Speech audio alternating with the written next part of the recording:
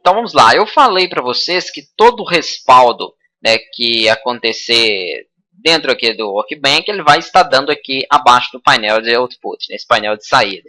Então ele fala aqui, ó, que não tem nenhuma database e um banco de dados selecionado.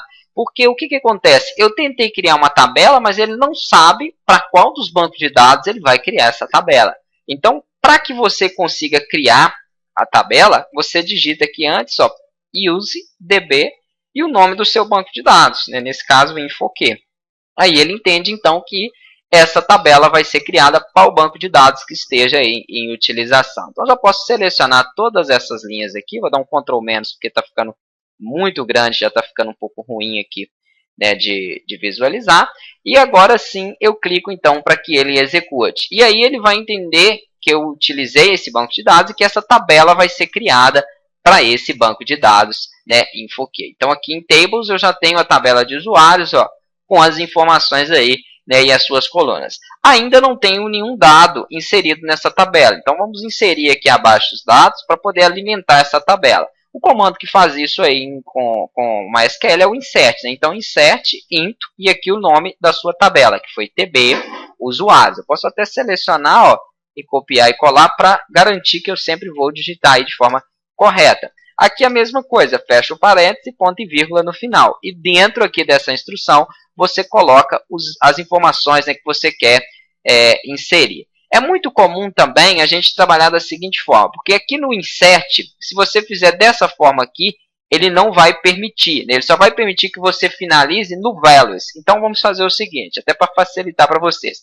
Abre e fecha parênteses, como vai ter aqui os valores que eu quero inserir, eu não vou poder trabalhar com ponto e vírgula aqui, porque eu vou ter mais informações. Então vamos aqui colocar primeiro a descrição dos campos, que seriam aqui as colunas, nas quais vão receber valores. Então vai ser, né, o ID user, vírgula, depois eu tenho o usuário, depois eu tenho o telefone, depois eu tenho o login, depois eu tenho a senha, deixa eu deixar um pouquinho menor, então vírgula, senha, ok, beleza.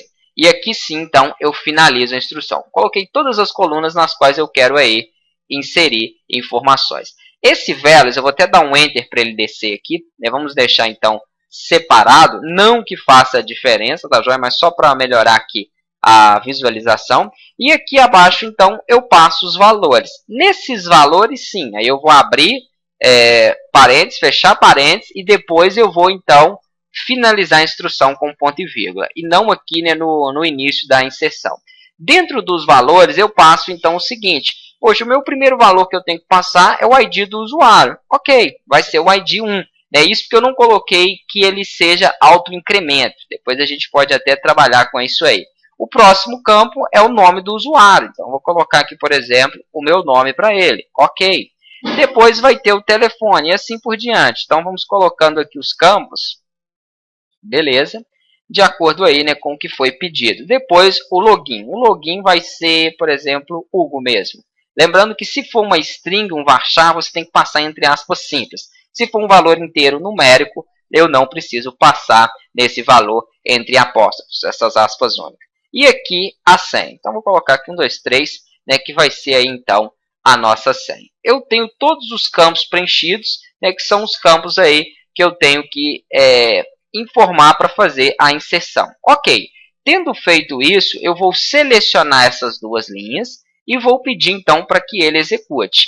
Ele executando, ele fala aqui que foi inserido, né, foi modificado, alterado uma linha dentro aí do meu banco de dados. Se você quiser visualizar essa linha que foi inserida, você digita aí um select, asterisco, porque eu quero que ele mostre tudo, né, da minha tabela usuários. Então, select asterisco from tb usuários. E aqui, ao selecionar isso aqui, ao executar, ele vai mostrar para mim aí, aqui abaixo, ó, os registros que eu tenho dentro dessa